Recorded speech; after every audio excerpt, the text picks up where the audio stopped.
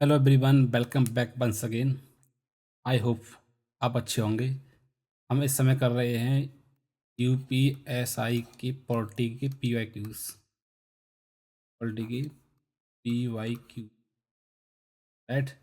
अब तक हम 3 लेक्चर पूरे कर चुके हैं। ये हमारा होने वाला है चौथा लेक्चर, राइट। चलते हैं और 300 पहला क्वेश्चन। पहला क्वेश्चन है कि निम्नलिखित में से कौन सा संसदीय प्रक्रियाओं के क्षेत्र में एक भारतीय नवाचार है। मतलब ये जानने की कोशिश कर रहा है कि कौन सा भारत की देन है संसदीय विकास में, राइट। इसका आंसर है शून्यकाल, 0 आवर। देखिए, ये होता है पार्लियामेंट, ठीक है। ये लोकसभा और राज्यसभा, राइट। ठीक है। अब 11 बजे से लेकर के 12 बजे तक दोनों हाउस में चलता है क्या, क्वेश्चन आवर। यहाँ पर संसद के सदस्य जो होते हैं वो क्वेश्चन पूछते हैं किससे, मंत्री से। और मिनिस्टर होते हैं वो इसका आंसर देते हैं, राइट। ये प्रोसेस दोनों सदनों में चलता है, चाहे लोकसभा हो चाहे वो राज्यसभा हो, राइट।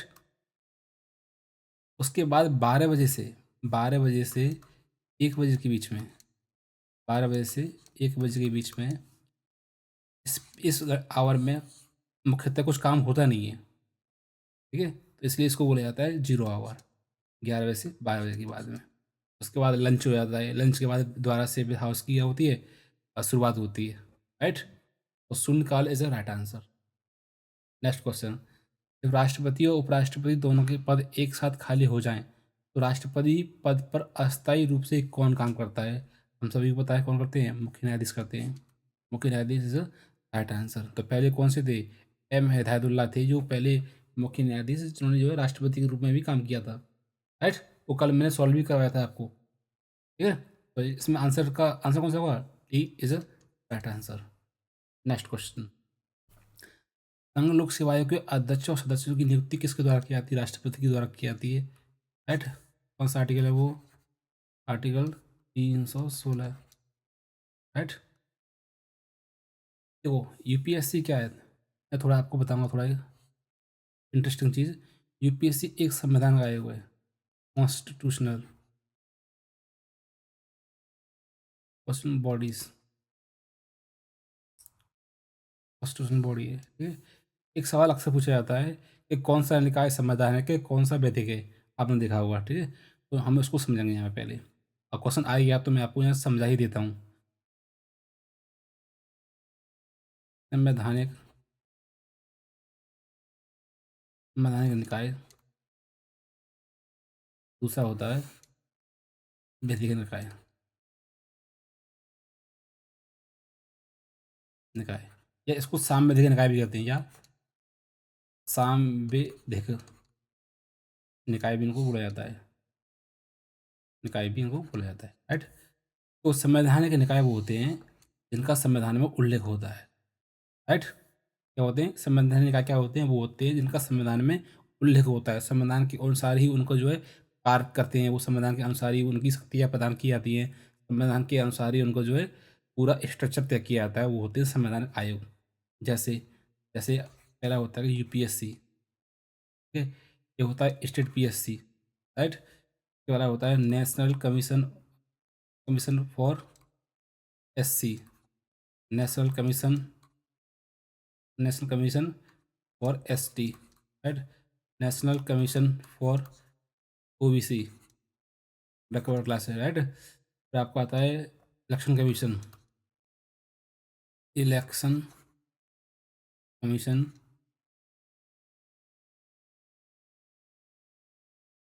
Of India, right. के बाद आप मान लीजिए finance commission, finance commission finance commission, right. तो ये सभी जो है संवैधानिक निकाय हैं, क्योंकि संविधान में इनका उल्लेख किया गया है, राइट।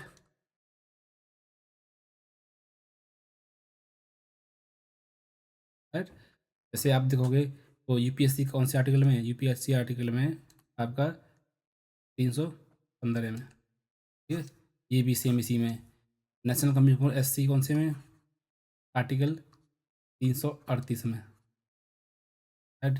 और नेशनल कमीशन फॉर एसटी कौन से में, वो आपका आर्टिकल 338 ए में, ठीक है।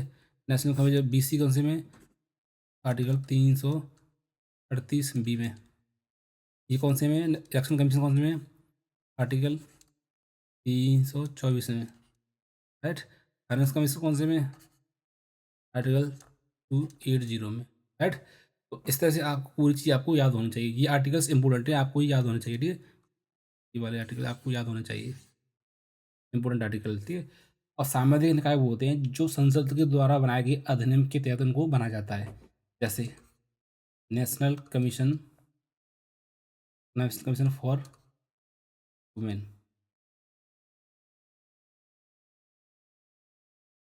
राष्ट्रीय महिला आयोग, ठीक है। दूसरा मान लीजिए राष्ट्रीय अल्पसंख्यक आयोग, नेशनल नेशनल शॉर्ट में कर रहा हूँ, ठीक है। National commission for minority, minority, ठीक है। इसके अलावा तीसरा मान लीजिए आप जो होता है राष्ट्रीय सूचना आयोग, RTI, national information information commission, ठीक है।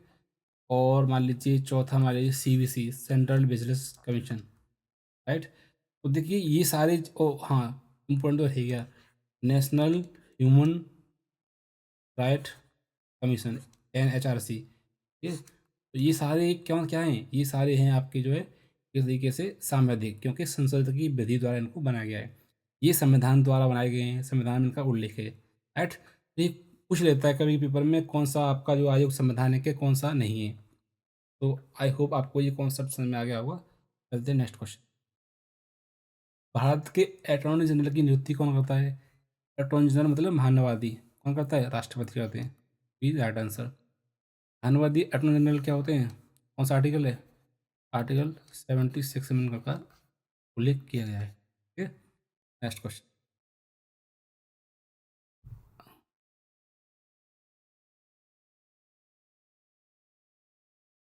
देश की सशस्त्र सेनाओं का सर्वोच्च कमांडर इन चीफ कौन होता है, राष्ट्रपति होता है, ठीक है। ये तो फैक्ट है, आपको याद होगा। नेक्स्ट क्वेश्चन देते हैं। ये थोड़ा टेक्निकल दिक्कत आ रही है इसमें। निम्नलिखित में से वो व्यक्ति कौन था जिसे भारत के राष्ट्रपति के रूप में निर्विरोध चुना गया, नीलम संजीव रेड्डी है इसमें, है। इज राइट आंसर, क्योंकि यही थे। ये फैक्ट है, आपको याद करना पड़ेगा, में कोई कॉन्सेप्ट नहीं। भारत का पहला अराजनीतिक राष्ट्रपति कौन था, APJ Abdul Kalam, non political field से आते थे, ठीक है। Next question. निम्न में से कौन सा केंद्र और राज्य के प्रशासनिक संबंधों के बारे में सही है, राइट। ये तो अधूरा क्वेश्चन है शायद। नेक्स्ट क्वेश्चन देखते हैं। हाँ, पूरा दे रखा है। निम्न में से कौन सा केंद्र और राज्य के प्रशासनिक संबंधों के बारे में सही है। नंबर 1, केंद्र राज्य सरकारों को हिंदी भाषा के विकास को सुनिश्चित करने के लिए निर्देश दे सकता है, बिल्कुल दे सकता है, ठीक है। ये आर्टिकल में लिखा है, कौन से आर्टिकल में लिखा है, ये लिखा है आपका आर्टिकल 351 में, ठीक है। संसद को किसी अंतर्राज्यीय नदी या नदी घाटी के पानी के उपयोग, वितरण या नियंत्रण से संबंधित किसी भी विवाद का शिकायत पर न्याय निर्णय करने की शक्ति के साथ निहित किया गया है। हाँ, बिल्कुल सही किया है, ठीक है। ये कौन सा आर्टिकल है इसका, आर्टिकल अगर आप पढ़ोगे 262 में, तो उसमें सीधा सीधा लिखा है इसमें, ठीक है। ए बी दे रखा है इसमें, इसमें A और B है, ठीक है। ए और ए पार्ट और बी पार्ट दे रखा है। ए पार्ट में कहा कि ऐसा कर सकती है, दूसरा है कि इसके जो डिसीजन देगा, मतलब जो डिसीजन देगा, जो सरकार संबंधित एक वो ट्रिब्यूनल का गठन किया जाएगा ना, वो अगर जो डिसीजन देगा वही मान्य होगा, आप उसे कोर्ट में चैलेंज नहीं कर सकते, राइट, ठीक है। उसमें बी पार्ट में वो दे रखा है। तो क्या सी होगा इसमें, दोनों सी होंगे, C is a right answer, right. राष्ट्रपति संविधान की किस अनुच्छेद के अंतर्गत राष्ट्रीय आपातकाल स्थिति घोषित कर सकता है, कौन सा आर्टिकल है वो, आर्टिकल 352, राइट। देखिए संविधान के भाग 12, आर्टिकल 352 के पुंदों के अधीन क्या देखा है, नेशनल इमरजेंसी।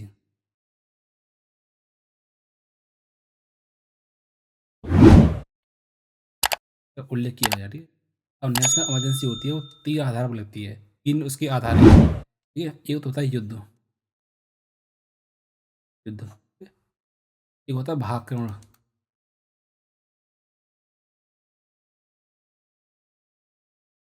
या आर्म्स रिबेलियन, सशस्त्र विद्रोह, सॉरी, सशस्त्र विद्रोह जो देश के अंदर होता है, ठीक है। ये 3 आधार हैं, 1, 2 और 3। युद्ध, भागक्रमण या सशस्त्र विद्रोह के आधार पर भारत या भारत के किसी हिस्से पर, या किसी हिस्से पर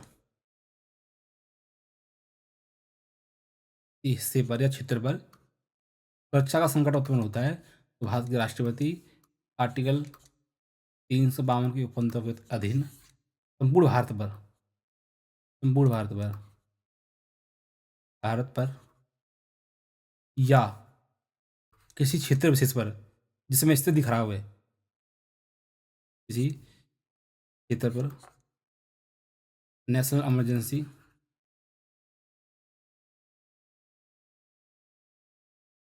लगा सकते हैं, ठीक है, लगा सकते हैं, राइट। जरूरी नहीं है पूरे भारत पे इमरजेंसी लागू हो, ऐसा नहीं है।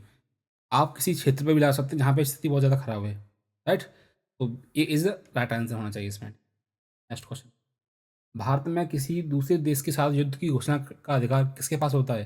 राष्ट्रपति के पास होता है, प्रधानमंत्री के पास होता है, रक्षा मंत्री के पास होता है।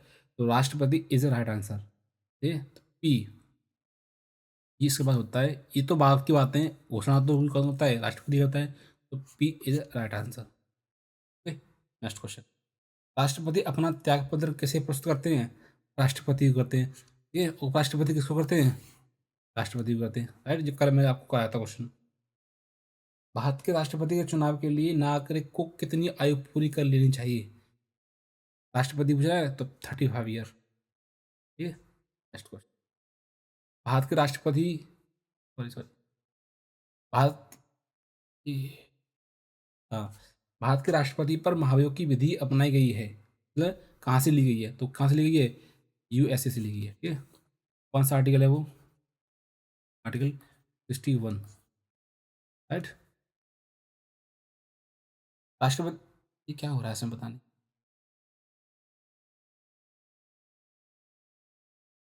राष्ट्रपति की सेवानिवृत्ति आयु क्या है? कोई नहीं है, कोई सीमा नहीं, कभी तो वो रह सकता है, राइट। तो डी इज राइट आंसर। संसद के, हम्म, संसद के दोनों सदनों का संयुक्त सत्र कौन बुला सकता है? कौन बुला सकते हैं? राष्ट्रपति बुलाते हैं। अब मैं आपको यहाँ पे थोड़ा डिटेल में थोड़ा समझाता हूँ। देखिए, मान लीजिए पार्लियामेंट है आपकी, ठीक है। तो पार्लियामेंट में एक होता है आपका लोकसभा, और दूसरा होती है आपकी राज्यसभा, राइट। इसमें कोई बिल आया हमारा, कोई मतलब कोई बिल लेके आया पार्लियामेंट में पास होने के लिए, ठीक है, बिल, ठीक है। अब इस बिल में क्या है कि लोकसभा राज्यसभा समान रूप से बट गई, और बिल पास होना बहुत ज़रूरी है। तो ऐसी परिस्थितियों में भारत का राष्ट्रपति आर्टिकल 108 के फंदों के अधीन जॉइंट सेटिंग, मतलब जॉइंट सेटिंग का आह्वान करेगा। ये आह्वान करेगा जिसकी अध्यक्षता कौन करता है? लोकसभा अध्यक्ष करता है, मतलब लोकसभा अध्यक्ष करता है, ठीक है। अब तक सबसे पहले कब बुलाई गई थी? सबसे पहले बुलाई गई थी पहली जॉइंट सेटिंग 1961 में। अब तक 3 बार बुलाई जा चुकी है, 3 बार बुलाई जा चुकी है, राइट। तो ये आपको याद रखना है। नेक्स्ट क्वेश्चन, संविधान में कितने प्रकार के आपातकाल का प्रावधान है? तो इमरजेंसी की बात करेंगे तो 3 प्रकार की इमरजेंसी का प्रावधान है, ठीक है। अगर यहाँ नेशनल होता तो एक होता, लेकिन उसने पूछा है कि आपातकाल कितने प्रकार के हैं, तो 3 हैं। कौन कौन से हैं? Article 352, article 356, article 360। इसमें क्या है? National emergency, right. इसमें क्या है? प्रेसिडेंट रूल,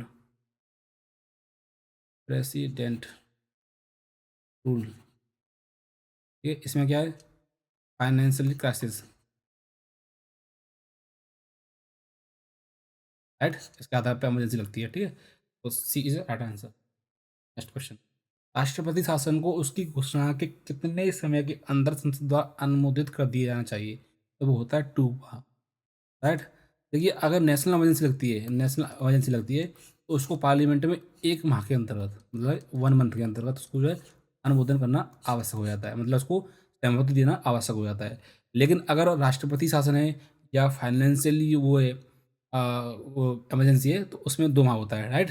तो इसमें आपको याद रखनी है, डेटा याद रखना है, नेशनल इमरजेंसी में 1 माह, बाकी में 2 माह होता है। नेक्स्ट क्वेश्चन, राष्ट्रपति का अध्यादेश कितनी अवधि के लिए लागू रहता है? तो 6 महीने के लिए होता है, अधिक से अधिक 6 महीने के लिए लागू होता है। देखो, मिनिमम होता है आपका 42 डेज, ठीक है, मतलब 6 वीक्स, और मैक्सिमम होता है, कितना होता है, 6 मंथ, राइट। तो ये होता है। देखो, अब ऑर्डिनेंस होता क्या है, मैं आपको यहाँ थोड़ा बताऊंगा, ठीक है। मैं पहले भी कई लेक्चर में बताया, लेकिन फिर एक बार आपको जो है बताता हूँ, ताकि आपको ये रिवाज हो जाए, ठीक है। मान लीजिए कि किसी देश में कोई इमरजेंसी घटना घटित हो गई है, मतलब दंगे हो गए हैं, या कोई ऐसी घटना घटित हो गई जिस पर काबू काबू पाना बहुत ज़रूरी है, ठीक है। अब उससे किसी घटना में काबू कैसे पाओगे, क्योंकि आपके पास कानून होना चाहिए, तभी तो उसके आधार पर कार्रवाई करोगे, लेकिन कानून है नहीं है उसके पास, सरकार के पास, और कानून है तो वो अपर्याप्त है। और दूसरी बात है क्या है, पार्लियामेंट सेशन में भी नहीं है, और पार्लियामेंट सेशन में होती तो हम तुरंत कानून पास करवा लेते, ऐसी भी स्थिति नहीं है। ऐसी परिस्थिति में भारत का राष्ट्रपति जो होता है, यूज करता है अपना क्या, आर्टिकल 1G2 3, आर्टिकल 123 के तहत ऑर्डिनेंस जारी करता है, तो हम हिंदी में बोलते हैं अध्यादेश, ठीक है। अध्यादेश होता है एक तरह का कच्चा कानून, या रॉ रॉ लॉ होता है, एक तरह का एक्ट होता है, जिसमें लिखा होता है ये कानून, ये इसका हो जाता है, रूल्स रेगुलेशन होते हैं, ताकि उस समस्या से हम क्या करें, निपट सकें, ठीक है। तो कच्चा होता है, मतलब एक तरह के रॉ मटेरियल टाइप का होता है। अब ये जो होगा, ये लागू तो समस्या से हम डील कर लेंगे, डील करने के बाद में क्या होता है, ये पार्लियामेंट में जाता है फिर, ठीक है। पार्लियामेंट अगर उसको पास कर देती है, मतलब ये जाएगा कहाँ पर, पार्लियामेंट में जाएगा, अब पार्लियामेंट सेशन में आएगी तो पार्लियामेंट में जाएगा, पार्लियामेंट ने अगर पास कर दिया तो ये बन जाएगा क्या, एक्ट, कच्चे से पक्का एक्ट बन जाएगा ये, ठीक है। अगर उसने पास नहीं किया तो ये यहीं रद्द हो जाएगा, फिर आगे पास नहीं होगा। इसलिए कहते हैं कि इसकी मिनिमम जो वो होती है, टाइम पीरियड होता है, वो होता है कितना, 42 दिन, ठीक है। और मैक्सिमम कितना होता है, 6 मंथ, क्योंकि पार्लियामेंट के सेशंस में यूँ क्या होता है कि 2 सत्र के बीच में अधिक से अधिक 6 माह का समय हो सकता है, मतलब एक बार सेशन आने के बाद में दोबारा अधिक से अधिक 6 माह बाद आएगा आएगा सेशन 2, ठीक है। इसलिए क्या कहते हैं, 6 माह की अधिकतम क्या होती है, अवधि होती है, right, ठीक है। और मोस्ट इंपॉर्टेंट फैक्ट क्या है, इसका एक रूल और है कि अध्यादेश के माध्यम से जो भी कानून जारी किया जाता है राष्ट्रपति के माध्यम माध्यम से, वो संसद द्वारा पारित किए गए कानून के समान होता है, उसमें कोई अंतर नहीं होता है। ये कोई भी ये आप ये नहीं कह सकते ये तो पार्लियामेंट के द्वारा पास ही नहीं है, ऐसा नहीं है।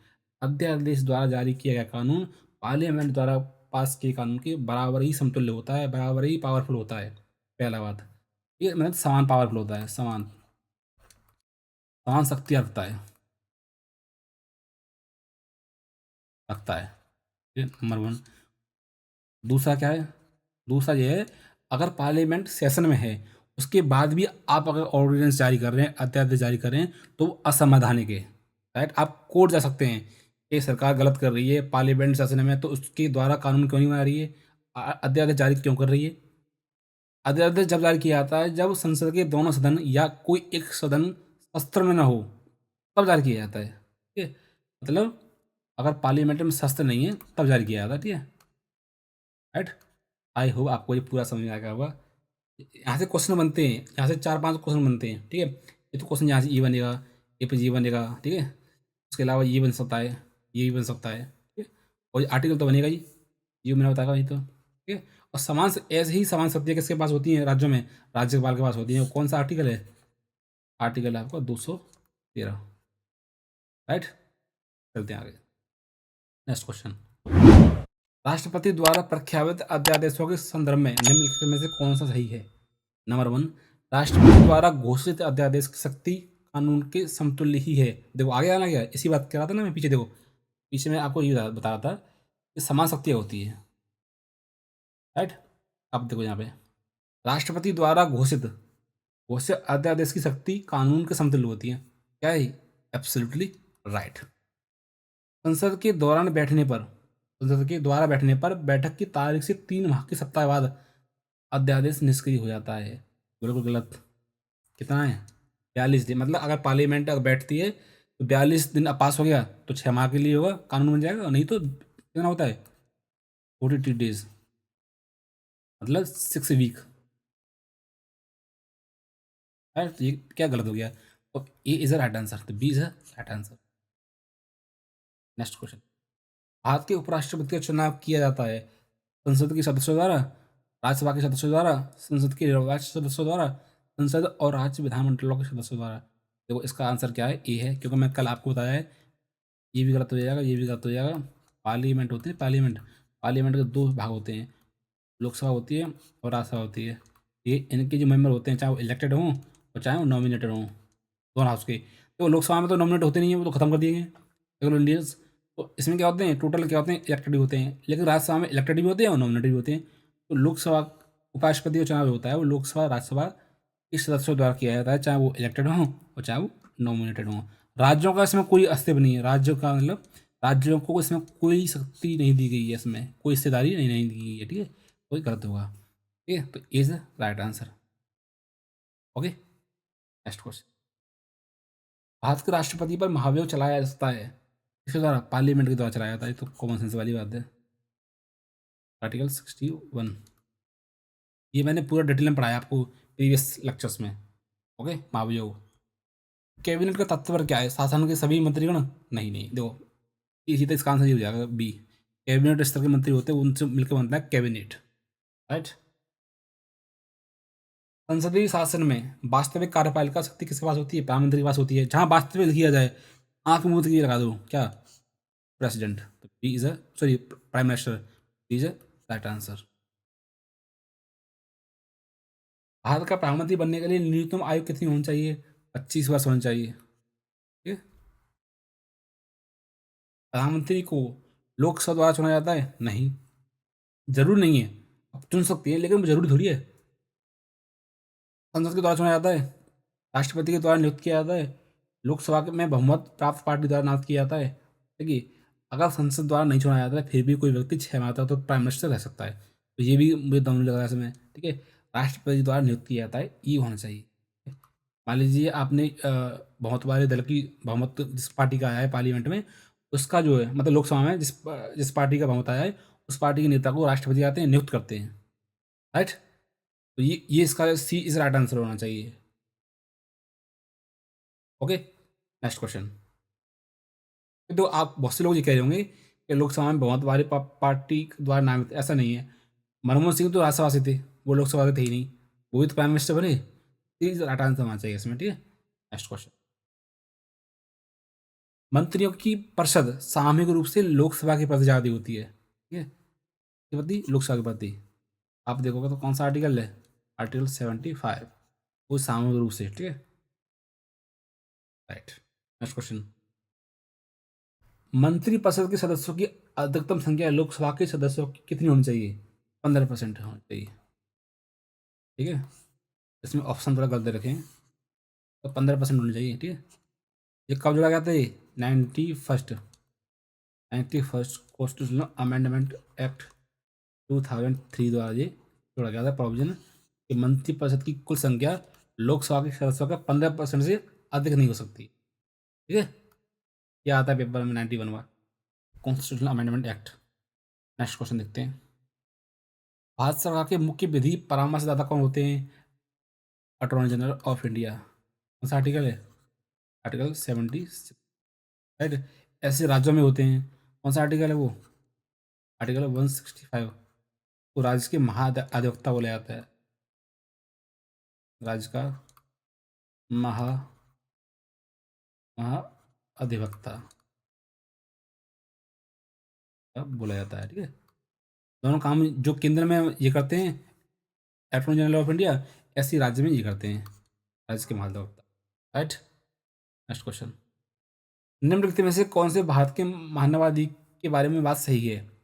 अपने कर्तव्यों के निष्पादन में मानवाधिकार के पास भारतीय किसी भी क्षेत्र में सभी अदालतों में सुनवाई का अधिकार होता है, बिल्कुल होता है। ये भारत के किसी भी क्षेत्र में जा सकते हैं सरकार की तरफ से पैरवी करने के लिए, ठीक है। इनके पास क्या है, राइट होता है पूरा, ठीक है। अटॉर्नी जनरल, ठीक है, ऑफ इंडिया, राइट, के पास से अधिकार होता है। मानवाधिकार का पारिश्रमिक राष्ट्रपति द्वारा निर्धारित किया जाता है, बिल्कुल सही बात है, ठीक है। तो ए और पी की दोनों सही हैं। देखो यहाँ ये होता, इसका मतलब ये होता है कि अटॉर्नी जनरल का पद जो होता है, मानवाधिकार का पद होता है, वो राष्ट्रपति की कृपा पर डिपेंड करता है। वो चाहें जब उसे रख सकते हैं और मन चाहे जब उसको पद से हटा सकते हैं। इसलिए कॉन्स्टिट्यूशन में मानवादी कि कैसे हटाया जाएगा इसके बारे में कहीं भी कोई भी उल्लेख नहीं किया गया है। इसलिए राष्ट्रपति की मर्जी पर डिपेंड करता है वो कब तक पद पर रहेंगे, कब तक पद पर नहीं रहेंगे।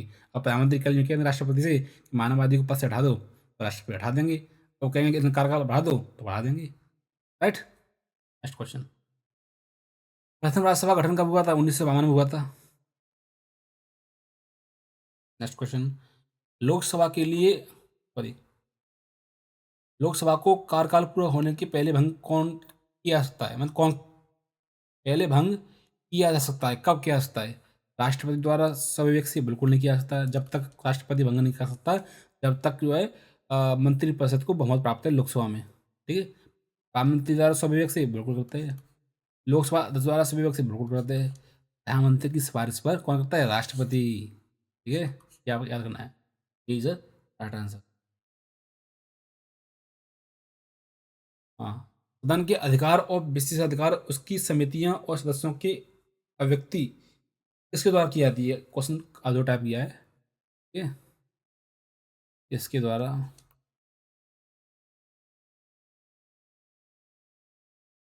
किया जाता है। लोकसभा अध्यक्ष होता है वो, ठीक है।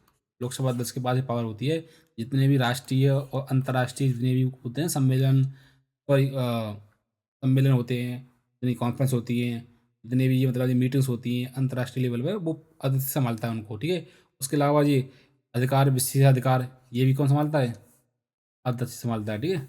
ये बात प्रिविलेज वाला चीज़ है, राइट आंसर। नेक्स्ट क्वेश्चन, संसद सदस्यों को शपथ कौन दिलाता है? राष्ट्रपति दिलाते हैं। राष्ट्रपति डायरेक्टली नहीं दिलाते हैं, क्या करते हैं वो एक व्यक्ति का अपॉइंटमेंट करते हैं, ठीक है। एक व्यक्ति को बनाएंगे यहाँ पर, ठीक है, वो कराएगा शपथ सभी सदस्यों को, चाहे लोकसभा के हो चाहे राज्यसभा के हो। तो इसका आंसर क्या हुआ? B is right answer. Lok Sabha का क्वारम कितना होता है? लोकसभा का क्वारम कुल सदस्य संख्या कितना होता है? 1/10। दोनों में होता है, चाहे लोकसभा का हो चाहे राज्यसभा का हो, सेम है। क्वारम क्या होता है पता है? क्वारम जो होता है कि इतने हाउस की कार्रवाई चलाने के लिए इतने मेंबर तो कम से कम होने चाहिए, तभी चलेगा सदन। अगर क्वारम पूरा नहीं है या सदन की संख्या 1/10 नहीं है उनकी कुल संख्या का, तो सदन की कार्रवाई नहीं चलाई जानी चाहिए, ठीक है। और ये अधिकार जो है पीठासीन अधिकारी के पास होता है कि वो सदन को स्थगित कर दे जब क्वारम पूरा ना हो तो, राइट।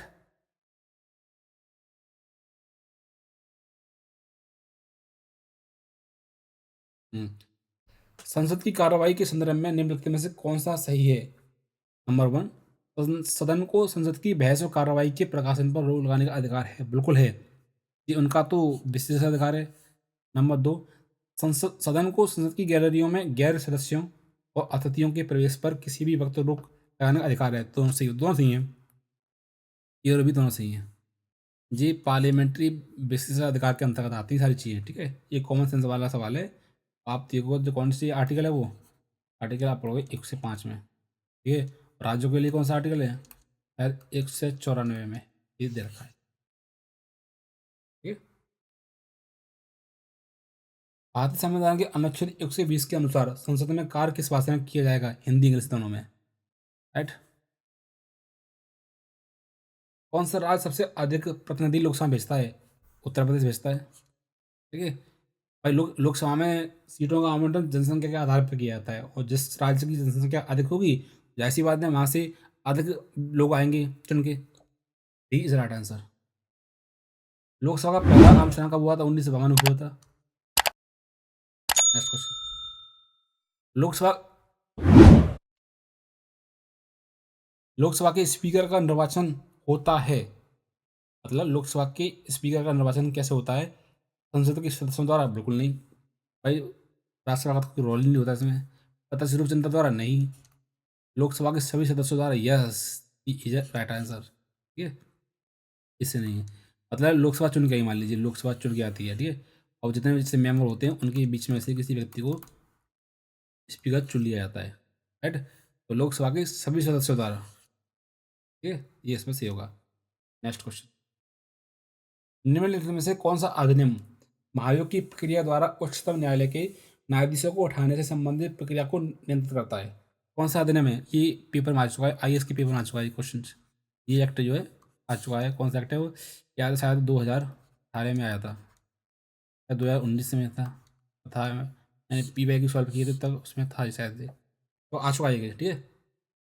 Next question. भारतीय संविधान का कौन सा अनुच्छेद उच्चतम न्यायालय को भारत के किसी भी क्षेत्र में किसी भी अदालत न्यायाधिकरण से अपील करने की विशेष अनुमति प्रदान करने की अधिकृत करता है? कौन सा है वो? आर्टिकल 136। ये विशेष अनुमति, यहाँ पे इसको हम समझेंगे, देखो एग्जाम्पल समझाता हूँ आपको, ठीक है, क्योंकि मुझे बहुत टेक्निकल है चीज़ें इसमें, और बहुत से टीचर इसको समझाती नहीं है, ठीक है। तो मैं आपको समझाता हूँ कैसे क्या होता है, देखो लॉ का काम। मान लीजिए ये एक व्यक्ति है, मैं एग्जाम्पल से शुरू कर रहा हूँ, और ये दूसरा व्यक्ति है। बी दबंग टाका व्यक्ति है और ये गरीब व्यक्ति है बेचारा। इसने क्या किया कि इसका पूरी ज़मीन पड़ी थी, उसने क्या कर ली, यहाँ से ज़मीन पड़ी थी, इसने क्या करी, हथिया ली। अब ये गया कोर्ट, भाई मुझे न्याय न्याय दिलवाओ। तो ये पहले गया डिस्ट्रिक्ट कोर्ट, ठीक है, राइट। और डिस्ट्रिक्ट कोर्ट में ये हार गया केस। कौन? ए। कि उसे न्याय नहीं मिला, न्याय पता नहीं क्यों नहीं मिला, मतलब जो है कानून की व्याख्या सही से नहीं हुई, या तकनीक खराब हुई, या उसने गवाह पेश नहीं किए, या पैसे के दम पर जीत गया बी, ये हार गया। फिर ए गया डिस्ट्रिक्ट कोर्ट से हाई कोर्ट, ठीक है। और हाई कोर्ट में चली बहस, केस चला, और हाई कोर्ट में भी बेचारा ए हार गया, कैसे भी हार गया। अब ए मासूम है और बात उसका उसका पक्ष मजबूत है, लेकिन फिर भी वो हार गया, उसको न्याय नहीं मिला। अगर ये हाई कोर्ट ने अपना फाइनल डिसीजन दे दिया, ठीक है, उसके बाद आप सुप्रीम कोर्ट में जो आप जाओगे अपील करने, तो वो आर्टिकल 136 का प्रयोग करके जाओगे, ठीक है। आप डिटेल लेके जाओगे, इसको बोलते हैं स्पेशल स्पेशल लीव पिटीशन बोला जाता है इसको, ठीक है, SLP, ठीक है, लेके जाओगे सुप्रीम कोर्ट से, कहोगे कि हमारे जो अनुरोध स्वीकार करो और हमारे केस की सुनवाई करो, हाँ, और हमें न्याय दिलाओ।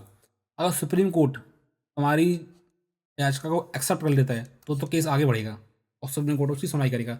अगर उसने कर दिया रिजेक्ट कि नहीं, तो आपको इस सुप्रीम कोर्ट से वापस लौटना पड़ेगा, ठीक है, क्योंकि हाई कोर्ट ने जो है आपको पहले ही वो दे दिया था, क्या डिसीजन दे दिया था। और हाई कोर्ट जो है, अगर हाई कोर्ट जो है ये कहता है कि भाई इस केस में सुप्रीम कोर्ट का जो है होना ज़रूरी है, कानून की व्याख्या होना ज़रूरी है, और सुप्रीम कोर्ट अच्छे से इसकी व्याख्या कर सकता है, तो अब हाई कोर्ट से सुप्रीम कोर्ट सीधे जा सकते हैं, तो सुप्रीम कोर्ट मना नहीं कर सकता। लेकिन हाई कोर्ट ने डिसीजन दे दिया फाइनल, उसके बाद अगर जा रहे हैं सुप्रीम कोर्ट, तो सुप्रीम कोर्ट आर्टिकल 136 के तहत या तो उस आपकी अपील को रिजेक्ट कर सकता है कि नहीं मैंने सुनना, और उसको एक्सेप्ट भी कर सकता है कि हाँ मैं सुनूंगा, ठीक है। ये उसके विवेक पर डिपेंड करता है, विवेक पर डिपेंड करता है, राइट। थोड़ा कॉम्प्लिकेटेड था, आई होप आपको समझ आ गया होगा। चलते हैं नेक्स्ट क्वेश्चन। भारतीय संविधान के अनुच्छेद 148 के अंतर्गत स्थापित वो कौन सा प्राधिकरण है जो भारत सरकार के सभी प्राप्तियों व्यय की लेखा परीक्षा करता है? हमसे भी पता है वो कैग होता है, ठीक है, controller auditor general of India, right. एक संवैधानिक पोस्ट है ये, राइट। इस संवैधानिक पदाधिकारी को सार्वजनिक कोष पब्लिक पर्स का संरक्षक कहा जाता है? सीधी बात है, बेज है, राइट आंसर। कैग बोल रहे इसको, क्या बोला था, CAG। Next question. किसके सुझाव पर राष्ट्रपति किसी राज्य के राज्यपाल को नियुक्त करते हैं? नंबर 1, एक अधिशासी मंडल जिसमें मुख्य न्यायाधीश, मुख्य निर्वाचन आयुक्त और भारत के उपराष्ट्रपति होते हैं। गलत, कोई लॉजिक नहीं है इसका। उस राज्य के मुख्यमंत्री? बिल्कुल गलत। राष्ट्रपति? नहीं, ये प्रधानमंत्री की सलाह पे करते हैं। मतलब मंत्रिपरिषद कहती है तो कर देते हैं, और वो नहीं करते तो हटा देते हैं, ठीक है? क्योंकि राष्ट्रपति वो राज्यपाल जो होता है वो राष्ट्रपति की कृपा पर डिपेंड करता है उसका पद, ठीक है? तो संविधान में कहीं लिखा नहीं गया कि कैसे उसको नियुक्त किया जाएगा और कैसे उसको हटाया जाएगा। ये तो राष्ट्रपति के हाथ में ही होता है ये, राष्ट्रपति के पश्चात पर्यंत पद धारण करता है। राष्ट्रपति कहेगा तो पद पर रहेगा और नहीं कहेगा तो हटा दिया जाएगा। Next question. इसे यह निर्देश देने का अधिकार है कि संसद का एक अधिनियम किसी राज्य में अनुसूचित क्षेत्र पर लागू नहीं होता है या निर्देश संशोधनों या अपवादों के साथ लागू होता है। इसके बाद अधिकार है राज्य के राज्यपाल के पास, ठीक है? मान लीजिए कोई ये मान लीजिए नागालैंड है, ठीक है? ये नागालैंड है और नागालैंड का राज्यपाल ये चाहता है, इसमें कुछ वो हैं अनुसूचित क्षेत्र ये वाले, ठीक है? और नागालैंड का राज्यपाल ये चाहता है, अधिकार है उसके पास, पार्लियामेंट द्वारा बनाए गए कानूनों, तो पार्लियामेंट तो पूरे देश के लिए कानून आती है ये, ठीक है? तो पार्लियामेंट द्वारा बनाए कानूनों को इस अनुसूचित क्षेत्रों में लागू न करें, ठीक है? वो इनके लिए विशेष प्रावधान होते हैं। ये इसके पास अधिकार है राज्यपाल के पास कि वो पार्लियामेंट द्वारा बनाए कानून क्या कर दे, अमेंडमेंट करके लागू कर दे, या उसको कुछ समय के लिए रोक दे, या उसको जो है लागू न करे। तो ये राज्यपाल का ही अधिकार होता है, ठीक है? अनुसूचित क्षेत्रों में, तो A is right answer. I hope आपने ये लेक्चर एंजॉय किया होगा। थोड़ी तकनीकी खराबी थी, लेकिन हम अगली वीडियो में इसको हम जो है सुधारने का काम करेंगे, ठीक है? अब तक हम 4 लेक्चर्स को हम जो है कंप्लीट कर चुके हैं, लगभग लगभग 200 क्वेश्चन को हम सॉल्व कर चुके हैं, ठीक है? आप अगर आपको कोई डाउट रहेगा तो प्लीज़ कमेंट सेक्शन में आप मुझे बताएं, ताकि मैं आप आने वाली वीडियो में इसको पहले लेक्चर शुरू करने से पहले इसको क्या करूँ, डिस्कस करूँ, राइट? कमेंट सेक्शन में मुझे ज़रूर बताएं। मिलते हैं नेक्स्ट लेक्चर में। Thank you so much.